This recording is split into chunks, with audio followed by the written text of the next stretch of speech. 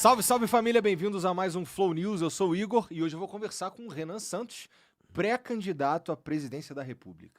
Salve, salve família, eu sou o Renan Santos, eu vou conversar com o Igor, cara, pré-candidato ao podcast mais legal do mundo, cara, ó, e já tô bem político no começo, ó. Já tá, né, cara? Pois é, isso é uma parada que é interessante. A gente tava conversando antes aqui, sobre coisas que não tem a ver com o que a gente vai falar aqui, né?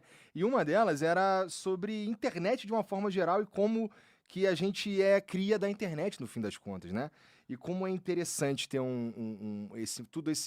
a internet tendo essa importância agora de ter. Essa é a primeira vez que eu tenho notícia, eu não sei, não tenho certeza, tá?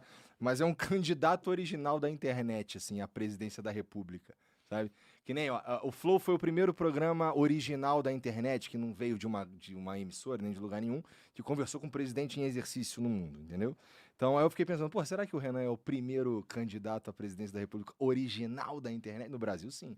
Né? Pra valer? Sim, pra valer sim. Teve políticos que usaram depois a internet, mas original, assim, produto de fábrica da internet, sim. Em que medida isso... Porque assim, ó, eu vejo que... Quando a gente faz aqui o Flow News, a gente vai falar de alguns assuntos como, por exemplo, Banco Master, né? Que tem sido uma pauta infinita, né? Os caras também, inclusive, não param de dar assunto pra gente, né? Sem parar. Você estava me dizendo que saiu mais coisa hoje.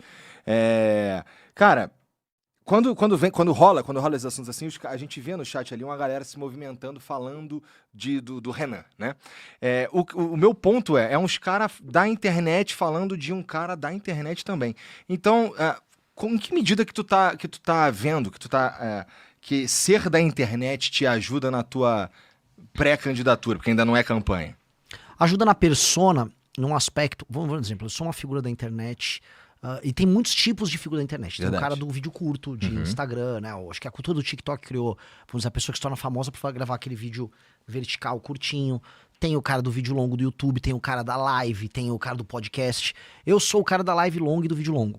E o que isso me dá de força? Se fosse aquelas skills, você tem no... Né, você vai ter o meu card do Renan e os skills. Isso me dá uma grande influência verbal para discussões boas, para formular ideias e para manter a pessoa, através da retenção, entendendo o que eu tô falando. Eu entendi uma lógica em que eu falo rápido e concateno ideias de maneira rápida para não perder a retenção. Porque se eu falasse assim para você, Igor, então... A ideia é... Essas pausas, o cara simplesmente muda de canal. A pausa é inimiga da retenção. Então, isso me serviu como uma ferramenta para eu expor ideias um pouco mais complexas, que no vídeo de 1 minuto, 2 minutos eu não conseguiria expor, e gerar um público de melhor qualidade. Esse público de melhor qualidade, ele é um público que se dedica mais à causa, porque ele teve tempo de entender e aprofundar aquilo. Então, eu usei uma força que eu tinha como um cara de internet de vídeos longos, de modo a construir uma base muito fiel, muito leal, baseada nos princípios nossos. E aí isso me permitiu ser uma pessoa que vai bem em podcasts, vai bem em entrevistas, porque eu faço, vamos dizer, eu concateno as ideias de maneira original, de uma maneira melhor do que outros. Eu creio que o cara do vídeo curto não tem essa habilidade, por mais que ele venha da internet, ele não vai ter essa habilidade. Ele vai ter outra coisa. É o famoso corte rápido Tramontina. O cara vai falar, Igor, e corte rápido, Tramontina.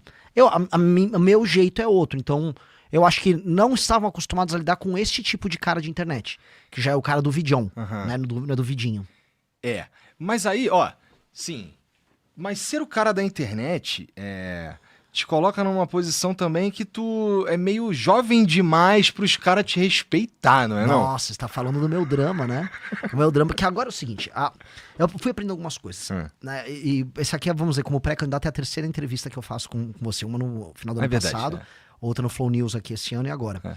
E assim, nessa trajetória, né, fui aprendendo a ser pré-candidato. Uma das coisas que eu aprendi caras do mercado, caras da grana e a política, eles não respeitam muito suas ideias. Eles só respeitam a força, e a força é pesquisa. E algumas pesquisas. E eu fui em muitos podcasts de mercado financeiro, eu visitei aquela Faria Lima inteira, rodei setores, rodei agro, rodei comércio, rodei indústria. Ideias incríveis, mais bacana. Guarda ali fora, quer um cafezinho? Até você começar a aparecer. Quando você começa a aparecer, bem as pesquisas, aí tudo muda de figura. E aí vem um certo estranhamento, porque eles tendiam a não levar a sério, justamente por eu ser um cara de internet. O que eu quero dizer? Eu não tinha muitas intenções de voto, mas eu tava, com 3%. O Zema tem 3%. Até agora. O Caiado, o governador, tem 3% até agora. Agora, o meu 3% valia menos do que 3% deles, porque eu não era um 3% de um político testado. É 3% de um cara de internet.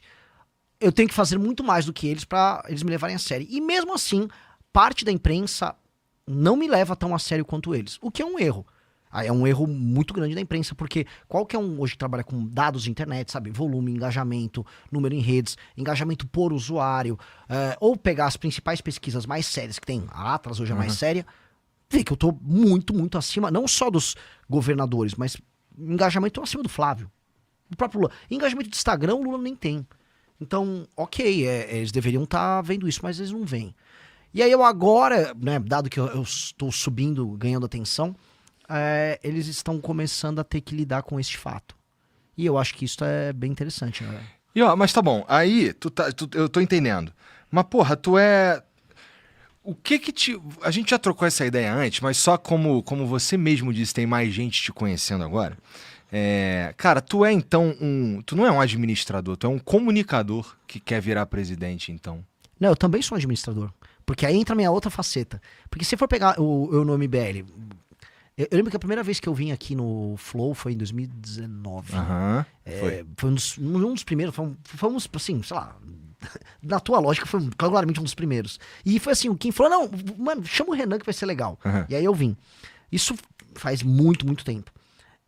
Eu era um cara de bastidores, de back-office, e eu basicamente administrava o MBL. Eu administrava a operação do MBL, aí depois eu passei a administrar o MBL, a Valete, o partido. Na prática, eu sou meio que o CEO do MBL, do universo do MBL e do Partido Missão. Eu administro a operação mesmo. Eu criei boa parte dos produtos digitais, dos produtos físicos. Eu criei revista. Então esse é o meu grande forte.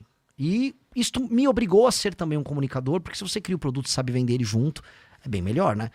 Pô, basta ver alguns grandes empresários. O Elon Musk. Ele é hoje mais um troll de internet ou ele é mais um administrador de empresas? Ele é duas... Ele consegue ser as duas coisas.